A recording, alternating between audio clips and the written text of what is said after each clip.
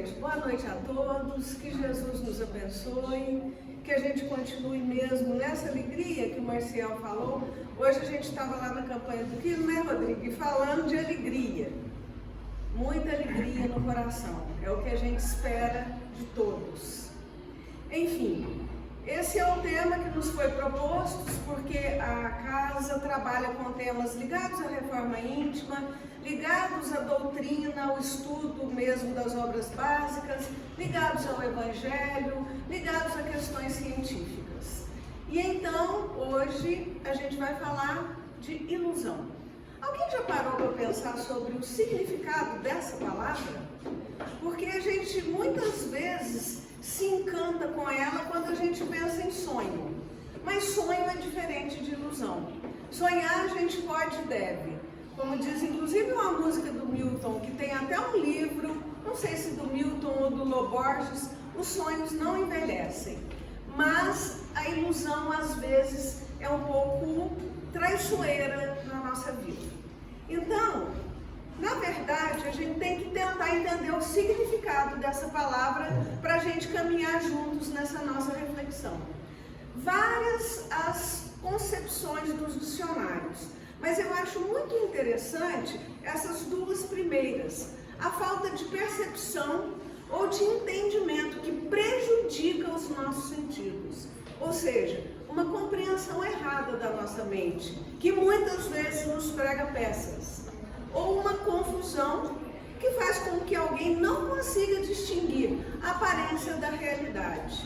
Entre essas outras também, mas ilusão, realmente, da forma como ela é concebida, não é algo que a gente deva viver nesse nosso planeta, onde a gente tenta tanto evoluir. Sendo assim, a base dessa reflexão sobre a palavra foi retirada desse livro, As Dores da Alma, do Francisco do Espírito Santo Neto, pelo Espírito de Hamed. Mas ele também faz algumas composições junto com o Livro dos Espíritos. E aí a gente não podia deixar o Evangelho de lado, né, gente? Então nós vamos trabalhar um pouquinho também com a Boa Nova e o Lázaro Redivivo, que são dois livros do Irmão X ou do Humberto de Campos. Caso alguém tenha dúvida ou queira saber, depois a gente passa os capítulos. Então, só para a gente começar a entender um pouco sobre a reflexão do Espírito Hamed, é muito interessante a gente entender o que é isso, da onde que sai essa ilusão. E o mais incrível é que a gente não é iludido pelo outro não, viu, gente? Nós somos os que nos iludimos. Ou seja, muitas vezes a gente cria na nossa vida, em várias situações, ilusões na expectativa da ação do outro. É o maior sofrimento da nossa vida, né? A gente criar uma expectativa sobre a forma como o outro vai agir conosco ou reagir a alguma atitude nossa. Ou seja, a gente nos ilude por querer que os outros ajam de forma que eles não têm condições ou ajam como a gente imaginou que eles deveriam agir. E com isso, a gente sofre. Ou seja, o que acontece com nós, seres humanos? A gente modela as nossas reações no critério dos outros. E a hora que a gente começa a pensar em critério dos outros, eu já vejo aí um monte de balãozinho na cabeça de todo mundo e a gente vai chegar lá nessa vida que a gente tem vivido atualmente, né? Mas antes da gente chegar lá, nessa vida que a gente tem vivido atualmente, vamos voltar lá em Platão, nesse mito da caverna aqui.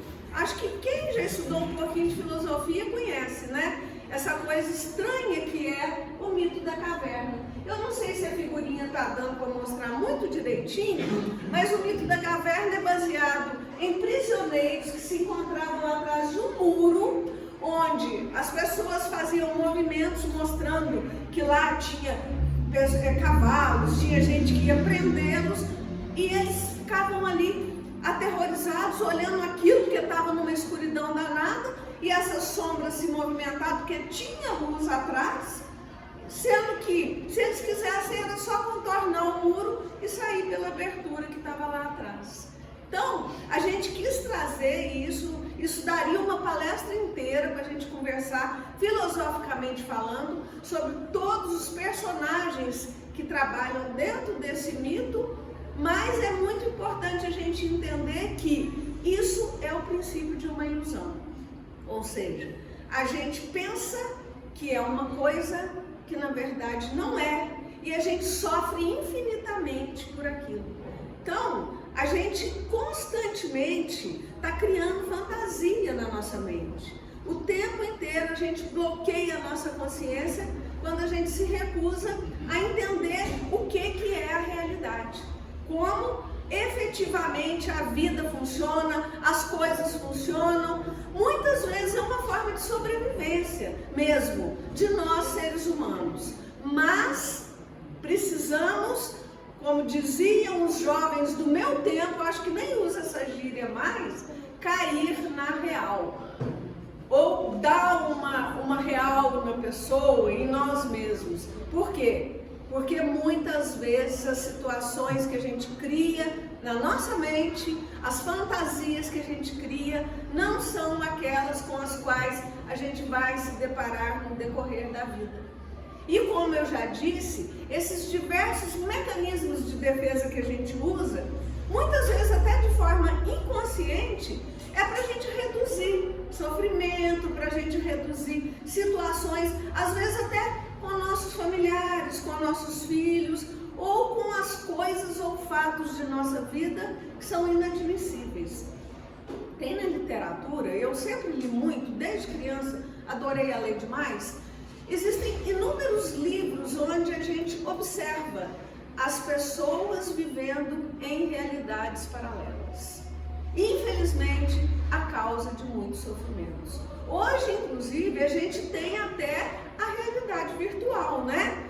Onde as pessoas colocam, né, esses óculos com percepções diferenciadas, com fone de ouvido, e muitas vezes até pode ser útil. Não estou falando que eu sou contra, mas é importante a gente trazer já um pouquinho do que tem sido a vida e a vivência hoje em dia, para a gente entender que existe essa realidade virtual, mas a nossa necessidade é de estarmos com o pé no chão, estabelecendo aquela conexão que nos eleva até o nosso Criador. Porque essa é a melhor de todas. Não temos necessidade de nenhuma outra coisa para encontrarmos com o nosso Criador, nem para entrarmos em êxtases fictícios. A gente não precisa de nada disso. Basta a gente sentar, se concentrar, procurar dentro de nós mesmos o nosso eu divino, porque fomos criados à imagem e semelhança do nosso Criador e carregamos o DNA divino dentro de nós, e a gente consegue uma realidade virtual maravilhosa. A gente pode até entrar em êxtase sem precisar de nenhuma outra coisa diferente do que a nossa própria fé. Mas, infelizmente, a vida não é assim tão fácil. Infelizmente, às vezes a gente não consegue fazer valer a nossa fé da forma como a gente deveria. Então, o que a gente cria mecanismos dentro da ilusão? Mecanismos como, por exemplo, a negação. A negação, por exemplo, é um dos mecanismos psicológicos que aparece muitas vezes como uma primeira reação diante de perdas, diante de derrotas. E olha só, por exemplo, quando uma pessoa morre e a gente não contava com aquilo e não está preparado psicologicamente, a gente às vezes nega. Quantas pessoas a gente conhece que se recusam a falar da morte de alguém querido, que não aceitam, para poder entrar efetivamente no luto que a gente precisa criar e cultivar para a gente poder passar por aquele deserto e chegar no final? Ou o perfeccionismo, que é uma outra ilusão que as pessoas têm. Muitas vezes nós nos cobramos de nós mesmos, e essa é a mais comum das ilusões, como diz o Hamed, inquestionavelmente uma das mais catastróficas. Por quê? Porque aí ela começa a interferir nos relacionamentos humanos. Aí o que acontece com a gente? A gente começa a criar uma seletividade tão grande de convivência as pessoas que nos rodeiam, que a gente se incomoda com qualquer atitude dessas pessoas. E aí a gente vai se isolando socialmente. Até com as pessoas mais queridas de dentro da família. Um pouquinho antes de eu vir, eu ainda achei uma figurinha muito interessante de um livro que eu adoro, que chama O Arroz de Palma, que fala assim: família é um prato muito difícil de se preparar. Onde é um livro que eu recomendo, que todo mundo devia ler esse livro. Onde a gente então deve entender que esse perfeccionismo que às vezes a gente tem dentro da gente, olha que interessante, a mais comum das ilusões, a gente deve estar sempre atento a ele, para a gente não ficar cultivando. Porque mania de perfeição, tudo bem, nós estamos aqui para evoluir, com o nosso guia e modelo que realmente foi. Mas a gente, para criar esses degraus da nossa escala evolutiva, a gente tem que entender, ter compaixão, ter empatia e ter entendimento de que assim como nós estamos buscando a perfeição, aquele que está do nosso lado, mais próximo, dentro das quatro paredes do nosso lar também está. Então, é por aí. E aí a gente chega num sentido dessa sensação de querer controlar a vida, por exemplo, dos parentes e amigos. Uma das mais frequentes ilusões é a do controle, que nem sempre é fácil. E com isso a gente fica querendo controlar e tem uma dificuldade muito grande de entender que amar é deixar o outro em liberdade. E aí, gente, quando eu falo isso, eu sempre digo que quando eu preparo palestras, e eu sou grata por todas que chegam até mim, é porque a primeira pessoa que precisa ouvir sou eu. Então, na verdade, a gente tem dificuldade muitas vezes de amar e de compreender, de tanto que a gente quer às vezes proteger, e aí a gente chega na palavra controle, né? E essa ação de controlar, ela se transforma com o passar de tempo naquele nó que muitas vezes dificulta os relacionamentos, dificulta até a elevação daquele amor que a gente veio aqui nesse planeta para aprender a praticar, né? O amor desinteressado, o amor que vai nos conduzir ao tal amor ágape, que eu não sei nem se algum dia a gente vai chegar. O que a gente não pode é fazer com que essa nossa necessidade de controle tão grande chegue nesse ponto aí que o outro não queira nem chegar mais perto da gente, porque acha que vai realmente virar uma marionete ali na nossa mão. Então, gente, nós precisamos estar atentas de que a nossa consciência realmente sempre está envolvida por ilusões. E essas ilusões impedem a nossa percepção de que a gente está indo por um caminho que não é o caminho adequado para a nossa evolução. E às vezes a gente até perde a noção e o contato, tanto com coisas quanto com pessoas. Aí então o Hamed chega aqui na questão 873 do Livro dos Espíritos, quando ele fala uma coisa muito importante. Olha só a conexão que ele faz. A gente não tem que culpar o outro pelos nossos desacertos, porque a gente é o único responsável.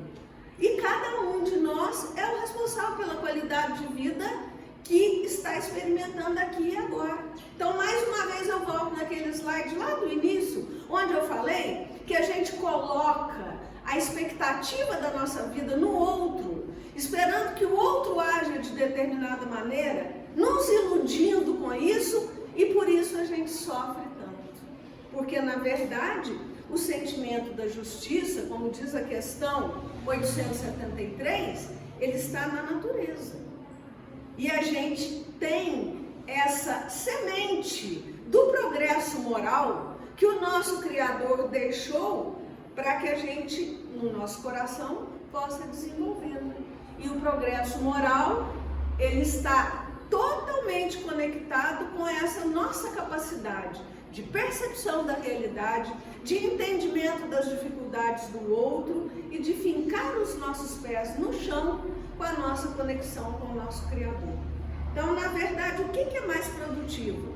É a gente entender que a gente tem que acreditar na na nossa intuição, naquilo que a gente sente e não naquilo que a gente ouve dos outros. Aí a gente já vem, né? Desde a nossa infância. Eu até não coloquei aqui, mas os 2 capítulos que falam sobre ilusão desse livro, ele fala muito da criação que a gente recebeu dos nossos pais.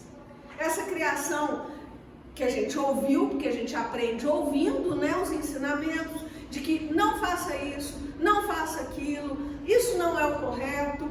E às vezes a gente faz por querer acertar, mas muitas vezes a gente erra. E às vezes isso implica em determinados traumas das pessoas com quem a gente conviveu, que a gente tentou fazer o melhor.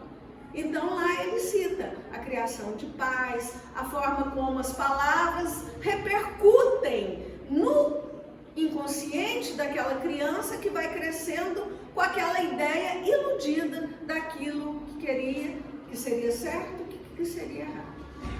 Então, na verdade, a gente cria ilusões também para nos defendermos, mas, embora elas possam nos poupar de dores, muitas das vezes elas nos tornam prisioneiros daquilo que não é real. Então a gente tem que ter uma mente sã, e para a gente ter uma mente sã, a gente tem que aceitar a realidade, qualquer que seja ela e da forma quando ela vier. Então, para isso a gente tem a nossa mente, que é uma mente muito preparada, muito adequada e está ligada ao nosso sentido mais profundo, onde a gente vai entender que, ao invés da gente pensar nesses valores de que dinheiro é que vai trazer felicidade, de que o poder é que é o melhor, de que a fama é muito importante, da aparência externa, a gente tem que aprender a entender que o amor, que a fé, que a humildade e todos esses valores que estão dentro de nós, ali ó, no nosso DNA divino, é que a gente precisa resgatar e evoluir com eles. Mas às vezes, na nossa denominada educação, né, a gente assimila a ilusão dos outros como sendo realidades. E por que eu coloquei isso em letra grande e vermelha? Por causa disso aqui, ó. Porque isso hoje em dia está sendo o mal do século. A vida nas telas, a vida fictícia, a vida social. Instagram, Twitter, WhatsApp, Facebook, e as pessoas pensando que isso é a realidade. Aí a gente vai rolando na tela do Instagram e vendo pessoas, aí começa a sofrer, e as crianças e os adolescentes também. Isso é muito sério, gente. É muito sério. É uma reflexão muito séria que a gente precisa tentar trazer para o chão, a nossa realidade, para a gente entender e passar para aqueles que estão sob a nossa tutela que a vida não é isso, que a vida é muito mais, é muito além. E aí então a gente já vai para a pergunta 863 do Livro dos Espíritos, onde Kardec perguntou: os costumes sociais não obrigam muitas vezes o homem a enveredar por um caminho de preferência a outro? E não se acha ele submetido à direção da opinião geral quanto à escolha das suas ocupações? E aí a resposta é muito clara, gente. São os homens e não Deus que fazem os costumes sociais. Se eles a estes se submetem é porque lhes convém. Mas tal submissão representa um ato de livre-arbítrio, pois se quisessem, poderiam libertar-se de semelhante jugo. Então, gente, fica aqui uma pulguinha para a orelha de cada um de vocês. Pensem, o que realmente tem valor, o que realmente é importante. E aqui também está a nossa conexão, a nossa chave para a gente voltar 1992 anos atrás, num domingo de Ramos, como hoje é, principalmente para os nossos irmãos católicos, o domingo de Ramos, e para as conveniências sociais daquele tempo. E aí a gente vai chegar numa lição muito bonita que se chama Lição em Jerusalém. Quando Jesus estava entrando gloriosamente por Jerusalém, de acordo com o texto lá de Mateus 21, com a multidão aplaudindo, com as palmas, com tudo aquilo. E aí, o que aconteceu? Ele com aquele olhar melancólico, esperando as pessoas chegarem até ele, sabendo que dali para frente nada daquela ovação aconteceria, nos fornece essa informação. A cidade de Jerusalém conhecia Jesus, já conhecia suas pregações, já conhecia tudo que ele trazia e vivia naquela opressão de Roma, vivia naquela situação de tristeza, de sofrimento, de altos impostos cobrados. E aí ele era o Messias prometido, estava chegando ali naquele dia, e o povo judeu suspirava por alguém que viesse libertá-los daquele jugo, ou seja, das convenções sociais impostas por Roma, impostas por todos aqueles, Herodes, Pôncio Pilatos. E aí os discípulos, ladeando o mestre, sentiam o efêmero júbilo provocado pelo iludido, mentiroso incenso da multidão. Eles estavam ali, gente, naquela expectativa. E aí, de espaço a espaço, um ou outro patriarca chegava até Pedro, até Filipe, até João e perguntavam: quando se manifestará o Messias? Quando ele vai chegar até os prepostos de Roma para falar com eles que é necessário que aconteça essa libertação, que ele é o Messias? E ele, muito humildemente, já sabendo tudo o que aconteceria com ele, entrou naquele burrico branco, né? Com aquele olhar melancólico. Então, para a gente ser bem sintético aqui, porque nós ainda precisamos chegar num outro ponto do Evangelho, nós vamos rememorar que Jesus foi para o cenáculo com seus discípulos.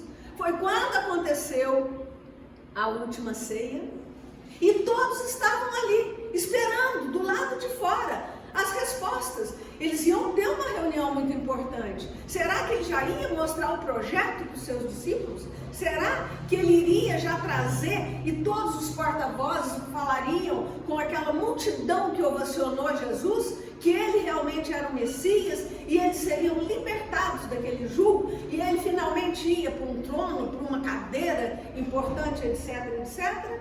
Aí o que aconteceu, gente? Todo mundo lembra o que aconteceu? Ele conversou com cada um, com aquela humildade maravilhosa, recomendou para todos que o maior fosse servo do menor, que todos deveriam amar uns aos outros, aconselhou a pedir ao céu o que fosse necessário e afirmou que seriam atendidos em seu nome. E foram essas as respostas que os discípulos deram quando a última ceia acabou e eles saíram lá fora com aquela cara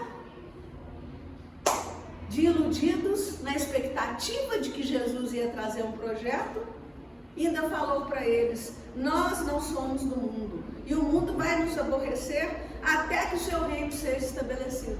E para completar tudo, o que ele fez? Ainda lavou o pé de cada um. Nem Pedro queria deixar que lavasse o pé dele. Aí ele virou para Pedro e falou: mas então você não me tem. Aí Pedro ainda responde: então você vai me lavar dos pés da cabeça até os pés, pode me lavar inteiro. Enfim, o povo lá esperando, saíram todos lá fora para dar essas respostas. Nessa hora, Judas ficou muito incomodado e começou a ficar cabisbaixo. Uns conversavam com os outros, iludidos que eles estavam de que na verdade o reino dos céus seria trazido por Jesus. E aí Judas chama o Tiago maior, porque tinha o Tiaguinho e o Tiagão, né? E começa a conversar com o Tiago ali, mais no canto, porque eles já estavam discutindo entre eles, porque Jesus havia informado para eles que ele não estaria mais entre eles. Eles não sabiam como, não sabiam o que ia acontecer, mas todo mundo estava com frio na barriga e com um aperto no peito. Alguns nem tanto, mas Judas estava muito incomodado. Por quê? Porque ele já andava conversando no Sinédrio. Porque ele amava Jesus, mas ele achava Jesus humilde demais. Ele achava que Jesus precisava ir mais além. E aí então, ele deixava transparecer uma inquietação muito grande. Aí ele chama o Tiago, filho de Zebedeu, e fala assim: Tiago, não acha que o mestre é muito simples e bom para quebrar esse jugo tirânico de Roma sobre o povo eleito de Deus? Aí Tiago responde: mas como que você vai admitir num mestre um guerreiro? Naquela candura de pessoa, naquela pessoa tão simples e humilde? Ele aí responde: não tanto assim, mas eu tenho a impressão que o mestre não considera as oportunidades. Ainda hoje eu tive atenção reclamada por doutores da lei, que me disseram que é muito inútil essas pregações evangélicas, sempre no meio de pessoas ignorantes, desclassificadas, pobres, leprosos, mulheres do povo. E as reivindicações do nosso povo precisam de um condutor mais enérgico, mais ativo.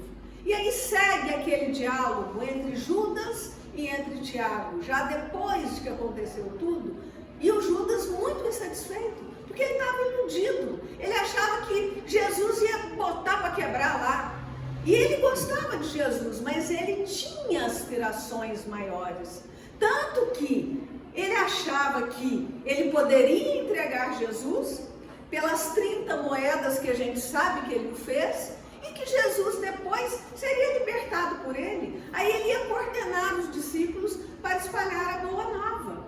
Então, quando ele começa a falar com Tiago, explicando tudo aquilo, Tiago responde: e aqui eu trouxe essa fala porque eu achei muito importante. Judas, veja lá o que fazes. Socorrer-te dos poderes transitórios do mundo, sem um motivo que justifique esse recurso, não será desrespeito à autoridade de Jesus? Não acha que o mestre tem visão bastante para reconhecer os corações? O hábito dos sacerdotes e a toga dos dignatários são ilusões da terra, mas as ideias do mestre são realidades do céu. E além de tudo, a gente não pode nem ser mais sábio e nem mais amoroso do que Jesus, porque ele sabe o melhor caminho e ele sabe a melhor oportunidade para a conversão dos homens. E aí encerra Tiago o esclarecimento já bravo com o Judas. As conquistas do mundo são cheias de ciladas para o espírito. E entre elas é possível que nos transformemos até num órgão de escândalo, porque a verdade que o mestre representa é muito maior do que essa ilusão que o Judas teve. Esse Judas aqui, ó. Mas aí o que a gente sabe? Tudo que a gente já tem, né? A gente nunca deve colocar as nossas ideias acima do Cristo. Ele foi lá, pelas 30 moedas de ouro, ele entregou Jesus. Na lição do livro Lázaro Redivivo, tem toda uma descrição, porque Humberto de Campos conseguia voltar pelas orientações que a gente já teve e ver tudo o que havia acontecido. E Jesus então foi preso, Jesus foi açoitado, foi crucificado, e ainda assim, no último momento, quando ele já havia se desprendido, ainda tem aquela lição maravilhosa, né? Lá no último capítulo do livro Boa Nova, onde ele chama um anjo e pede o anjo para ir lá pegar o Judas, que estava lá enforcado na figueira, para ser levado e socorrido.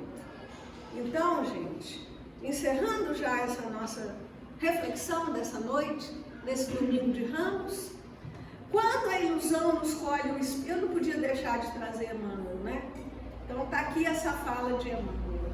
Quando a ilusão nos colhe o espírito, impelindo-nos para amargosos desenganos, a gente nunca vai lançar a responsabilidade do nosso fracasso na expectativa nos outros, porque somos nós mesmos que nos deixamos enganar pela nossa própria superestimação acerca das criaturas e das circunstâncias. Mais uma vez o lembrete: não depositem a sua ilusão nos outros. E lembrem-se que o trabalho é exatamente o que nos faz esquecer a ilusão. Trabalho fiel, verdadeiro na obra do Cristo. Muitos passam, mas o Cristo permanece. E aí fica então a lembrança da fala dele no final. Quando eles perguntam o que eles fariam, e ele repete a todos no final lá: eu sou o caminho, a verdade e a vida, e ninguém irá ao Pai senão por mim. Que possamos então sair daqui com o nosso espírito renovado, dessa lição de humildade, de entendimento e esse choque de realidade, ao invés de ilusão.